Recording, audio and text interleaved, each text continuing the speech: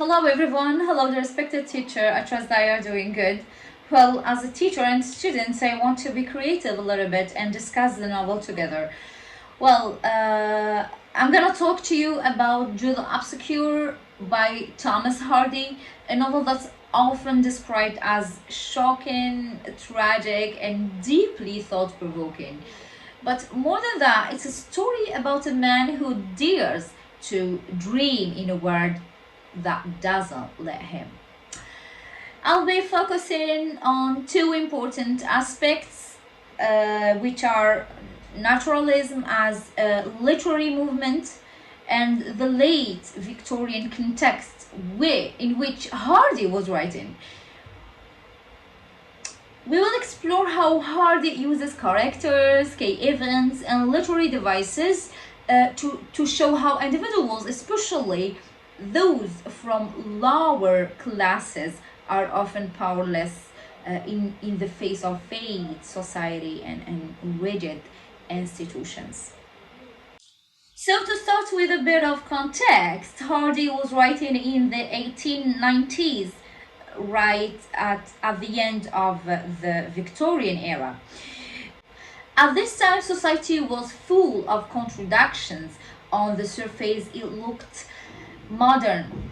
Science education cities were expanding, but underneath it was still very traditional, classist, and morally strict. This is where naturalism comes in. Naturalist writers believed that human beings are not completely free, that they are shaped by forces like heredity, environment, and society. Hardy believed that no matter how hard someone tried, if they were born poor or outside the system, their life would be full of obstacles. And that's exactly what happens to Jude. So let me introduce the main characters who bring this tragic vision to life. At the first place, we have Jude Fawley. Is a working class young man with big dreams. He wants to study at Christminster, become a scholar, and change his life, but life has other plans.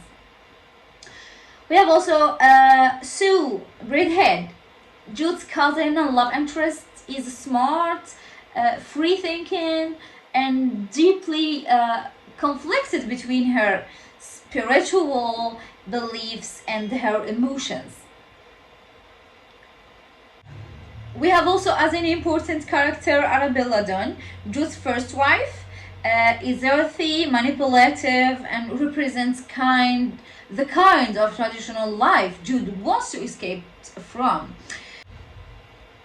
And finally, as an important character, we have Mr. Phillotson, Jude's old school master, who also dreams of something bigger but ends up trapped by society's expectations. Each of them is used by Hardy to explore different pressures, social, moral, emotional, that crush human freedom. Okay, now let's look at some of the most important events and why they hit so hard. Jude is rejected by Christminster's universities despite his passion and self-education. He's seen as just a poor mason. That rejection, it's not personal, it's structural, okay? Also, Jude and Sue fall in love and live together without marrying, okay? They're judged, punished, and eventually pushed into tragedy, not because they are immoral, okay, but because of society will not accept them.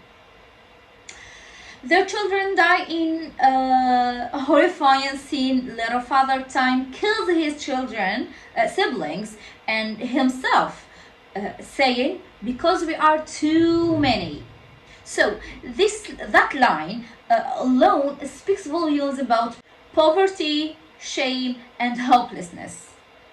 After that, everything collapses. Sue forces herself to return to her husband out of guilt, and Jude dies soon after, sick, forgotten, and alone.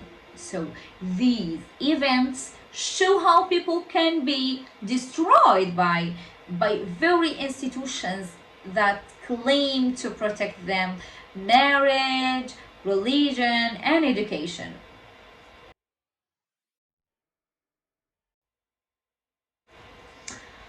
So, the novel is full of heavy themes, but Hardy doesn't just throw them at us, he shows us how they play out on every life.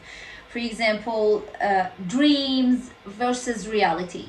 Just a dream of being educated crashes into the reality of class and exclusion. Also, we have marriage versus love.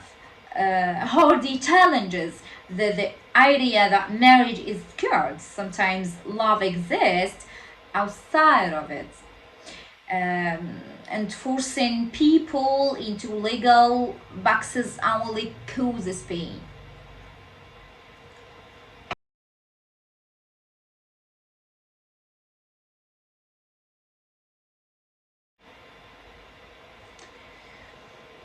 Well, religion versus freedom. Sue's inner conflict shows how religion can create guilt instead of peace.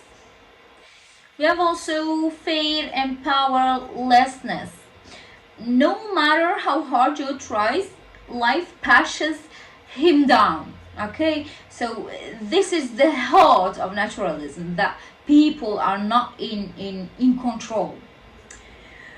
Also, social hypocrisy. Hardy shows how people like Arabella, who play by society's rules, end up surviving, while those who follow their hearts are destroyed.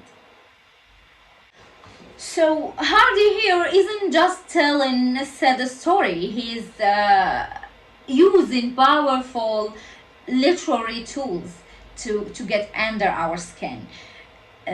Symbolism, like Christminster, the university city, represents hope and ambition, but also filler. It's beautiful and reachable, just like Jude's dream. Irony. Jude wants to do everything right: study, work hard, love deeply, but those are the very things that lead to his downfall. Foreshadowing. From the beginning, we sense tragedy, even as a boy. Jude stars into a well, and we feel his life won't be easy. We have the tone and imaginary. Okay, so the bleak countryside, the mist over Christminster, the silence after the children's death, it all builds a sense of despair. Hardy doesn't hide the pain, he makes us feel it slowly and deeply in the novel. So, what's the hidden message of Jude the Obscure? Hardy is telling us that Victorian society isn't fair. It promises opportunity but blocks it every turn. So, especially for the poor people.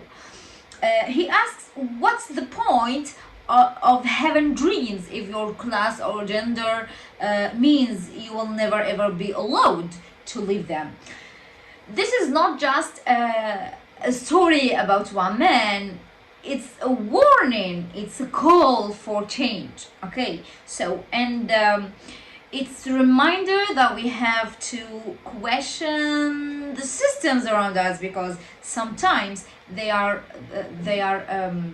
how to say it, they are the the real villains. Voila. So that was my presentation of Jude the Obscure by Thomas Hardy. If I messed up in anything or I forgot to add important things, just let me know or write it in the comments below. Thank you.